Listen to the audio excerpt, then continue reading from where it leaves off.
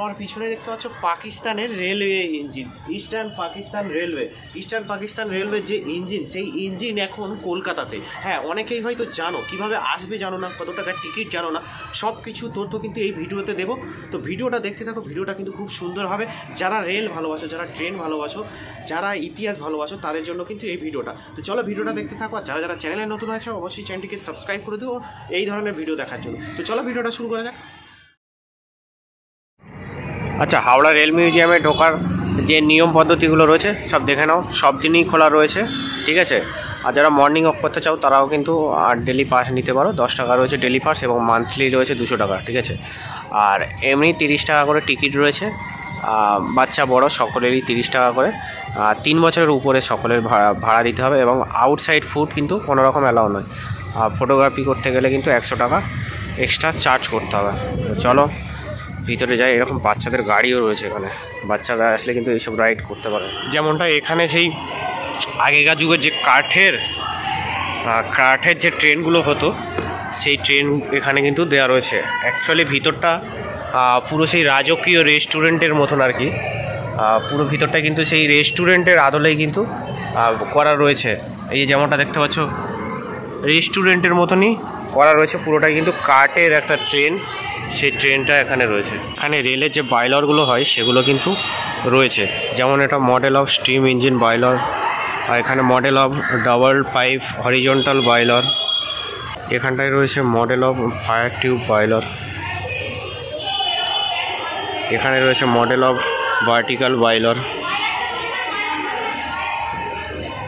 এই যে লিলুয়া ওয়ার্কশপের যে কাঠের যে ট্রেন, তখনকার সেই পুরানো যুগের যে ট্রেন, সেই কাঠের ট্রেন কিন্তু এখানে রয়েছে।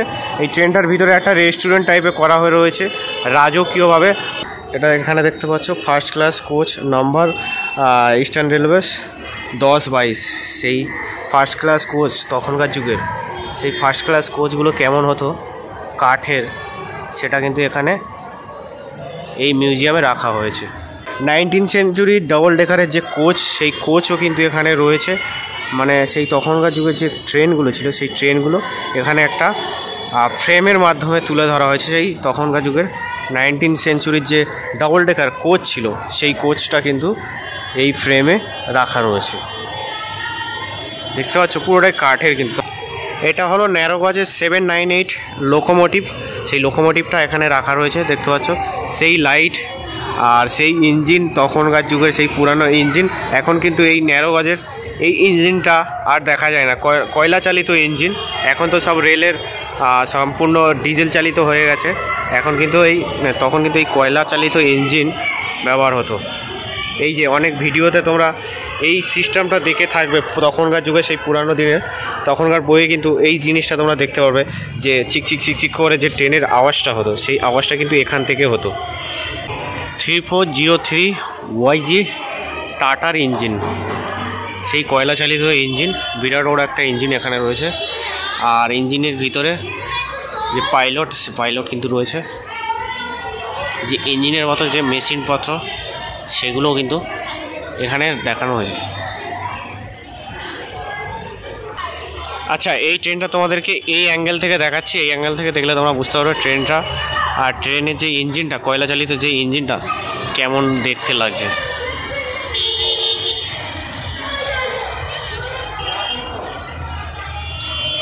দেখো এখানে যে রেলের উন্নতি, আস্তে আস্তে যে রেলের উন্নতি, সেই উন্নতির যে দৃশ্য, সেটা কিন্তু এই পুরো ফ্রেমটাতে তুলে ধরা রয়েছে। তোমরা যারা ইতিহাস ভালোবাসো বা এইসব মিউজিয়াম ভালোবাসো, পুরানো ইতিহাস জানতে চাও রেলের, যারা রেল ভালোবাসো, তারা কিন্তু এসে এটা পড়ে দেখতে পারো।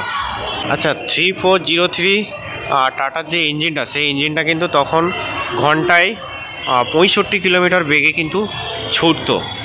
আর এর পুরো ওজনটা ছিল 8500 কেজি, বুঝতে পারছো। আর সেই তখনকার যুগে যে রেলের চাকা হতো, সেই চাকা কিন্তু দেখতে পাচ্ছ।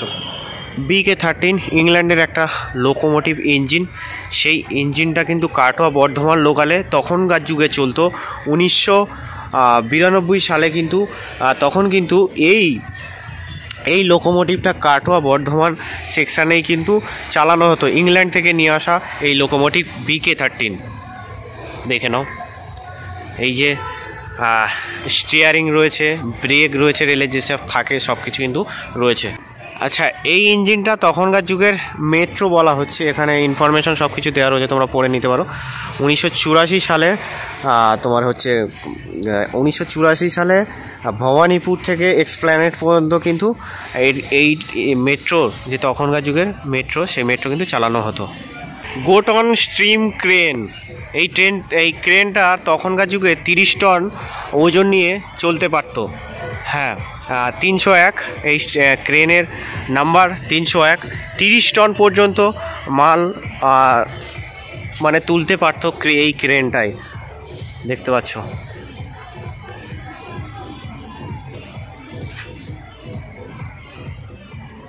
এটা হলো রেল বাস। আমরা অনেক তো পুরানো বইয়েতে এই রেল বাস কিন্তু দেখেছিলাম, আর সেই বাস কিন্তু তোমরা এই হাওড়া রেল মিউজিয়ামে আসলে দেখতে পাবে। 20202 ভ্যাক আসানসোল। এইটা হচ্ছে তখন, মানে তখন না, কিছু বছরের আগে এটা কিন্তু সব থেকে ফার্স্ট 25,000 ভোল্টের যে লোকোমোটিভ, ইলেকট্রিক লোকোমোটিভ, সেই লোকোমোটিভটা এটা 25,000 ভোল্টেজ ফার্স্ট লোকোমোটিভ কিন্তু এটা ছিল 20202। এটা হলো বটগেজের স্টিম লোকোমোটিভ 26761 HGCর। এটা স্কটল্যান্ড থেকে নিয়ে আসা হয়েছিল 1922 সালে। সেই মানে তখন তো বেশিরভাগ কয়লা চালিত যে ট্রেন, সেই ট্রেন কিন্তু থাকতো।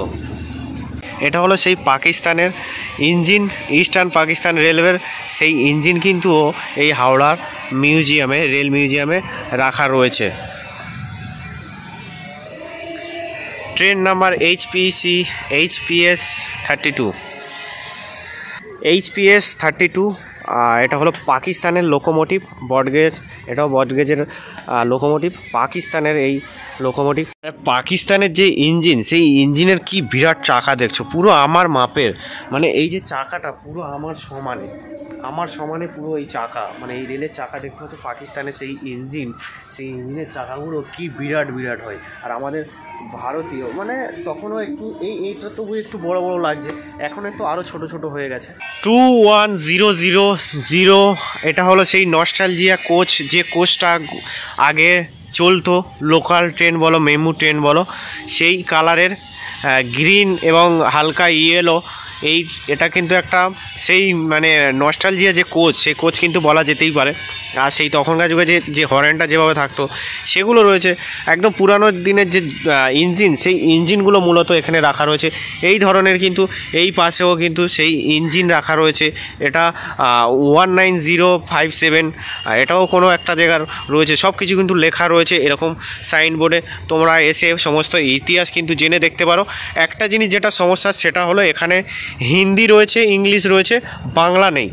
যেহেতু বাংলার মধ্যেই এই মিউজিয়াম, তাই বাংলা রাখাটা অত্যন্ত প্রয়োজন ছিল। তার কারণ হচ্ছে বাংলা আমরা পড়লে, অনেক মানুষ আছে যারা হিন্দি ইংলিশ বোঝে না, তারা কিন্তু এই বাংলা দেখেই কিন্তু পড়ে কিছু বুঝতে পারে।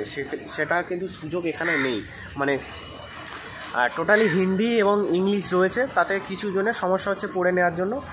তো বাকি দেখে নিতে পারো, এই সব ঘুরে দেখতে পারো তোমরা। আচ্ছা, রেলওয়ে মিউজিয়ামের মাঠে দেখতে পাচ্ছ সুন্দর একটা বড় মাঠ রয়েছে, যেখানে কিন্তু বাচ্চারা খেলাধুলা করছে। এখানে কিন্তু পিকনিক মতো করছে, যদিও বাইরের ফুড কিন্তু অ্যালাউ নেই। ওখানে কিন্তু সেই মিকি মাউসও কিন্তু রয়েছে, আর দেখতে পাচ্ছ পুরো কিন্তু। আর এখান থেকে কিন্তু একটা টয় ট্রেন টাইপের রয়েছে, পুরো কিন্তু রাউন্ড দিয়ে আসবে ঘুরে নিজে। আর এই দিকটা হচ্ছে হাওড়া স্টেশনের যে মডেল, সেই মডেলের ভিতর কি আছে দেখি, মডেল অফ RRI, এই যে রেলের যে মডেল, সেই মডেলটা রয়েছে।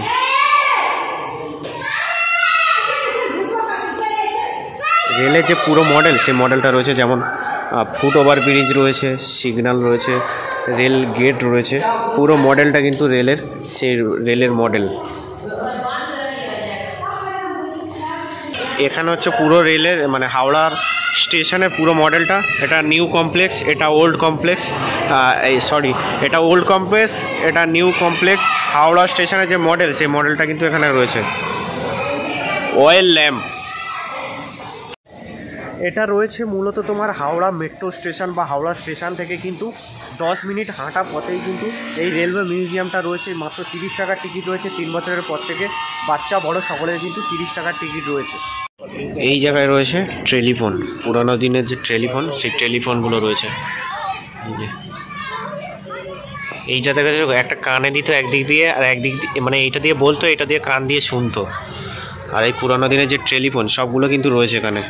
এই যে সিগন্যাল কন্ট্রোল ট্রেনের কীভাবে হতো সেগুলো কিন্তু এখানে রয়েছে।